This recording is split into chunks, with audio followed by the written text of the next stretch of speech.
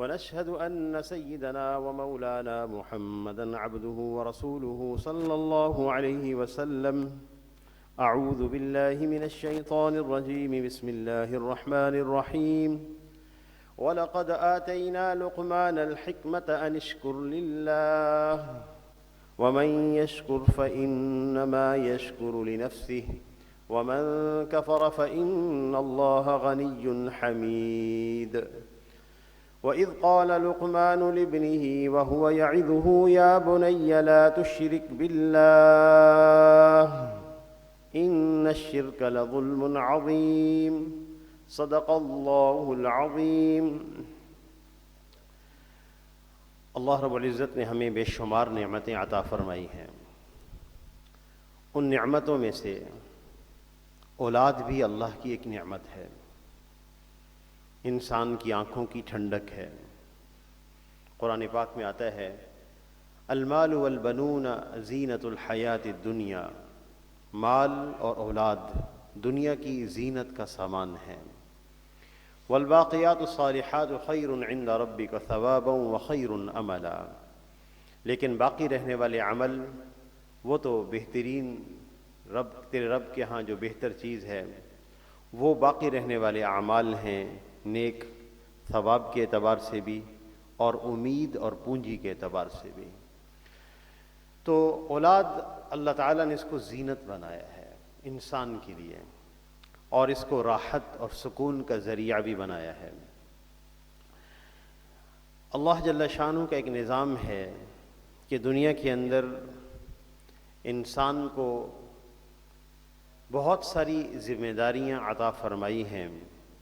ان میں سے ایک ذمہ داری یہ بھی ہے کہ جو نعمت انسان کو اللہ نے اولاد کی صورت میں عطا کی ہے اس نعمت کا حق ادا کیا جائے، اس نعمت کا حق انسان ادا کرے، اپنی اولاد کا اکرام کرے، اپنی اولاد کی تربیت کرے.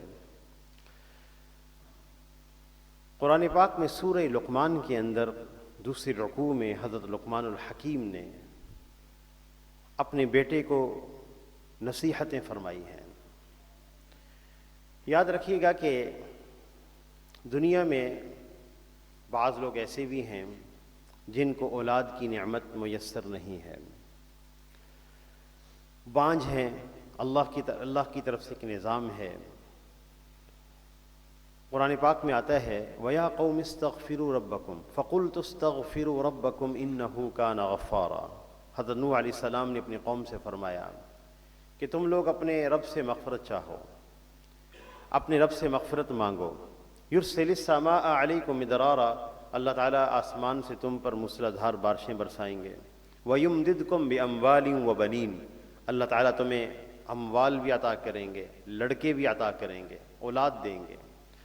اس لیے آپ صلی اللہ علیہ وسلم کی سیرت سے جو بات ملتی ہے کہ جس کے ہاں اولاد نہ ہوتی ہو وہ استغفار کی کثرت کا اہتمام کرے اور صدقہ دینے کا اہتمام کرے.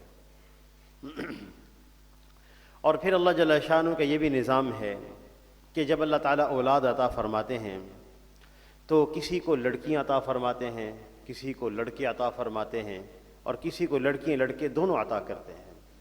اور یہ عطا اللہ کی طرف سے ہوتی ہے. للہ ملک السماوات والارض، یاد رکھو آسمان زمین میں راج اللہ کا ہے. یخلق ما یشاء، جو چاہے پیدا کرے. یہب لمن یشاء اناثا، جس کو چاہے لڑکیاں عطا کرے. ویہب لمن یشاء الذکور، اور جس کو چاہے لڑکے عطا کرے. او یزوجہم ذکرانا و اناثا، اور جس کو چاہے لڑکیاں اور لڑکے دونوں عطا کرے. ویجعل من یشاء عقیما، اور جس کو چاہے تو بانجھ رکھے، اولاد ہی نہیں ہوتی، کئی سال گزر جاتے ہیں. اللہ کا نظام ہے.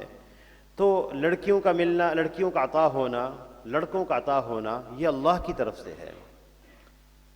اور پھر آدمی لڑکیوں کی پرورش پر برا منائے، یہ مشرکین عرب کا وطیرہ اور طریقہ ہے. مشرکین عرب کا. ہمارے ہاں بھی بسا اوقات ایک لڑکی پیدا ہوتی ہے، لوگ خوشخبری دیتے ہیں. دوسری اور تیسری لڑکی پیدا ہو تو لوگ باقاعدہ تعزیت کرتے ہیں، افسوس ہے، کوئی بات نہیں ہے، اللہ تعالیٰ خیر فرمائیں گے۔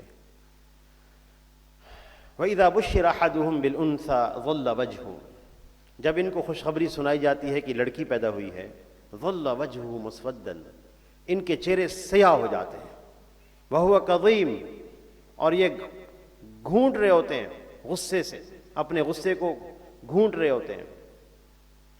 أَوْ مَن يُنَشَّأَ وَهُوَ كَظِيمٌ، تو لڑکی کی خوشخبری پر برا منانے والے مشرکین عرب تھے، اور ان کے مزاج کو اللہ نے سخت ناپسندیدگی کے ساتھ بیان فرمایا۔ لڑکیاں اور لڑکے اللہ کی طرف سے عطا ہیں۔ آپ صلی اللہ علیہ وسلم نے اپنے معاشرے کی بڑی تربیت فرمائی تھی۔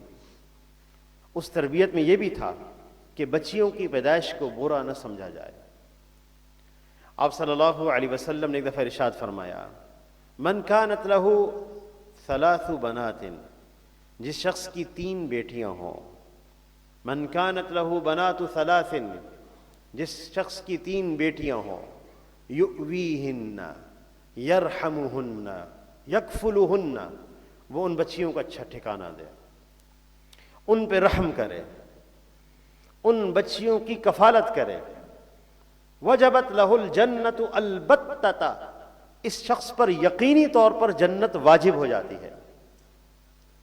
کسی نے مجلس سے اٹھ کے عرض کیا، یا رسول اللہ، وَإِن كَانَتْ اثْنَتَيْنِ، اگر کسی کی 2 لڑکیاں ہوں، آپ صلی اللہ علیہ وسلم نے ارشاد فرمایا، فَإِن كَانَتَا اثْنَيْنِ، چاہے کسی کی 2 لڑکیاں کیوں نہ ہوں، ان کی کفالت کر دیں۔ تو مجلس والے کہتے ہیں کہ اگر ہم میں سے اٹھ کر یہ کہتا، وَإِن كَانَتْ وَاحِدَةً، اگر کسی کی 1 لڑکی ہو پھر، تو آپ صلی اللہ علیہ وسلم امید تھی کہ یہی جواب دیتے ہیں، وجبت لہ الجنت البتۃ، جنت واجب ہو جائے گی یقینی طور پر۔ اور پھر اس سے بڑی کیا فضیلت ہو سکتی ہے؟ من عال جاریتین، من عال جاریتین، جو 2 بچیوں کی پرورش کرے، حتی تبلغا، یہاں تک کہ وہ دونوں بچیاں اپنی بلوغت کی عمر تک پہنچ جائیں، انا وہو جاء یوم القیامت کہاتین وضم اصابعہ، آپ صلی اللہ علیہ وسلم نے ارشاد فرمایا، میں اور وہ شخص جنت میں اس طرح ہوں گے جس طرح یہ 2 انگلیاں ہیں، وضم اصابعہ، آپ نے اپنی انگلیوں کو ملا کے فرمایا۔ اس لیے لڑکیاں بھی اللہ ہی کی طرف سے پیدا ہوتی ہیں، اس میں بندوں کا کوئی دخل نہیں، اللہ نے نعمت عطا کی ہے۔ تو ان کی پیدائش کے اوپر انسان خوش ہو جائے، مبارکباد دے۔ اولاد اللہ تعالیٰ کی نعمت ہے، اس کی تربیت آج معاشرے کا ایک اہم تقاضا ہے۔ معاشرہ جس رخ کی طرف سفر کر رہا ہے، اگر ہم نے اس کی نزاکت کو نہ سمجھا تو ہماری اولادیں، آنے والی نسلیں کسی اور رخ کی طرف چلی جائیں گے۔ ڈیٹرائٹ مشیگن کے اندر ہم ایک مسجد میں گئے، شامی عربوں کی مسجد تھی، بہت خوبصورت مسجد، سب لوگ اطباء تھے، ڈاکٹرز تھے۔ جب ان کے پاس ہم بیٹھے، حال احوال لیے ان سے، جب تو وہ ایک بات کہتے تھے کہ ہمارے ہاں جو ہمارا پوتا ہوتا ہے، بیٹے کا بیٹا، جب وہ بڑا ہوتا ہے تو وہ اسلام پر نہیں ہوتا۔ بیٹا کسی درجے پر اسلام پر باقی ہے، لیکن بیٹے کے بعد اگلا جو پوتا ہے، اگلی آنے والی نسل، وہ اسلام پر باقی نہیں رہتے۔ یہ حالات ان ملکوں کے ہیں، لیکن اگر ہم نے اپنی اولادوں کی فکر نہ کی، ان کی تربیت کے بارے میں نہ سوچا، اس نعمت کی قدر نہ کی، تو یہ حالات ہمارے تک پہنچ رہے ہیں اور ہمارے ہاں داخل ہو رہے ہیں۔ تو اولاد اللہ تعالیٰ کی نعمت، اور اس میں تربیت میں سب سے پہلا جو اصول ہے وہ یہ ہے، وَأْمُرْ أَهْلَكَ بِالصَّلَاةِ وَاصْطَبِرْ عَلَيْهَا۔ یاد رکھیے گا، دینی تربیت کرنا، دین کی بات اپنی اولاد کو سکھانا، یہ کتنا بڑا اجر رکھتی ہے۔ مجمع الزوائد میں ایک روایت ہے، آپ صلی اللہ علیہ وسلم نے ارشاد فرمایا، من ربى صغيرا حتى يقول لا الہ الا اللہ لم يحاسبه اللہ، جو اپنے کسی چھوٹے بچے کی پرورش کرے یہاں تک کہ وہ بچہ اپنی زبان سے یوں کہے لا الہ الا اللہ، لم يحاسبه اللہ، اللہ تعالیٰ اس کے والد کا حساب نہیں لیں گے۔ لم يحاسبه اللہ، اللہ تعالیٰ ان کا حساب نہیں لیں گے۔ اولاد کو دین سکھانا بہت بڑی نعمت، اور تربیت میں سب سے پہلا اصول یہ ہے ماں باپ کا نیک ہونا۔ وَأْمُرْ أَهْلَكَ بِالصَّلَاةِ وَاصْطَبِرْ عَلَيْهَا، میں یہ باتیں آپ سے اس لیے عرض کر رہا ہوں، ہم اپنی اولاد کے بارے میں فکر مند ہو جائیں۔ ہم گھر میں داخل ہوں تو موبائل کو ایک طرف رکھ دیں اللہ کے لیے، اور اپنی اولاد سے باتیں کریں، اپنے بچوں کے ساتھ بیٹھیں، ان کے قریب رہیں۔ موبائل وہ زندگی ہے جس کی چیزیں فانی ہیں، حقیقت نہیں ہے اس میں۔ یہ جو اولاد ہمارے قریب بیٹھی ہوئی ہے یہ حقیقت ہے، یہ جو بچے ہمارے قریب ہیں یہ حقیقت ہے، ان کی خوشیاں حقیقت ہیں۔ لطف اور راحت لینے کے اسباب بدل گئے، اب فلاں ڈرامہ دیکھیں گے تو مزہ آئے گا، فلاں فلم دیکھیں گے تو مزہ آئے گا، وقت نکالیں گھنٹہ 2 گھنٹے، اور ایک ہے میری اولاد میرے قریب ہے، میرے گھر والے میرے قریب ہیں، یہ حقیقی خوشی ہے، وہ بے حقیقت چیز ہے۔ ہم اس کو سمجھنے کی کوشش کریں۔ سب سے پہلی بنیادی چیز انسان کا خود نیک ہونا۔ وَأْمُرْ أَهْلَكَ بِالصَّلَاةِ وَاصْطَبِرْ عَلَيْهَا، اپنے گھر والوں کو نماز کی تلقین کرو اور خود بھی اس پر جمے رہو۔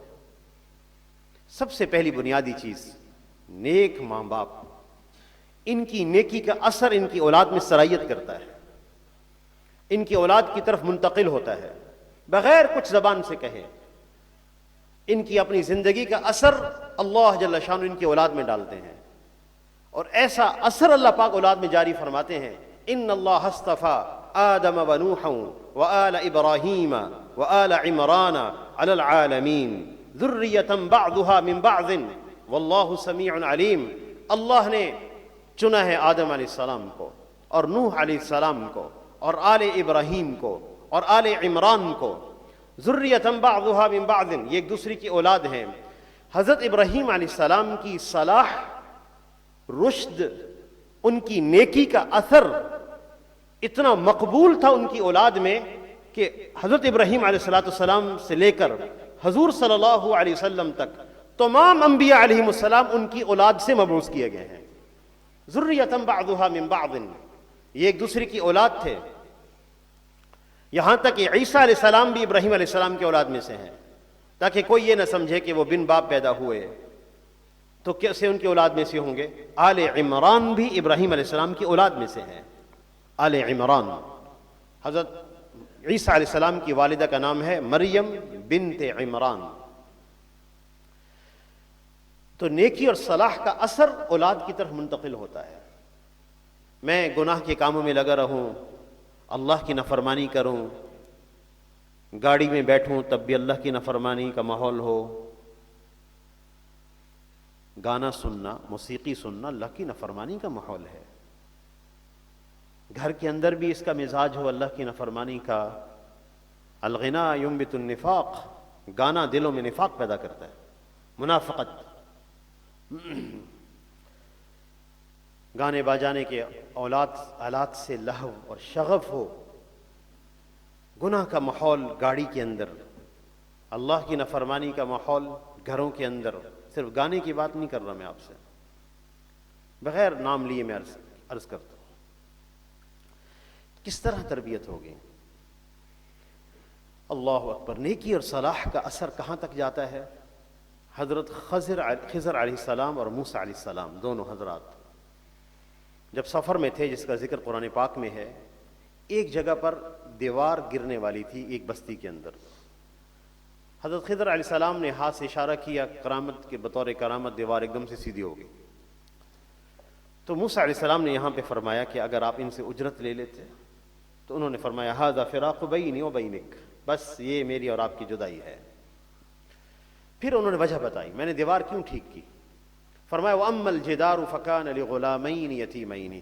یہ قصے قرآن پاک میں ہماری تربیت کے لیے ہیں، یہ کوئی محض قصے نہیں ہوئے جو سابقہ میں گزر گئے، یہ عبر ہیں، یہ نصائح ہیں، یہ میری اور آپ کی تربیت کے لیے ہیں۔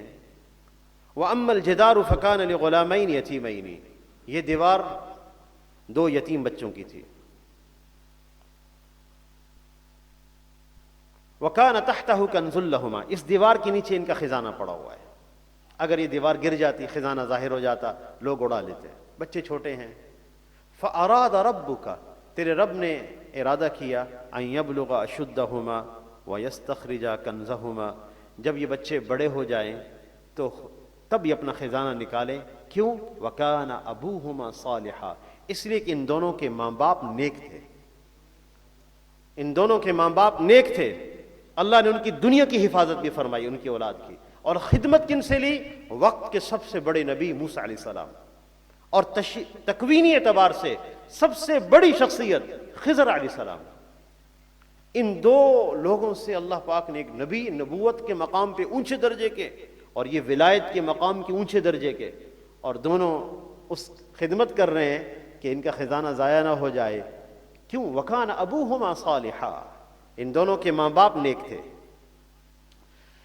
تو نیکی کا اثر یہاں تک جاتا ہے، اس لیے فرمایا وَأْمُرْ أَهْلَكَ بِالصَّلَاةِ وَاصْطَبِرْ عَلَيْهَا، اپنی اولاد کو نماز کی تلقین کرو اور اس پر خود جمے رہو، ثابت قدمی اختیار کرو۔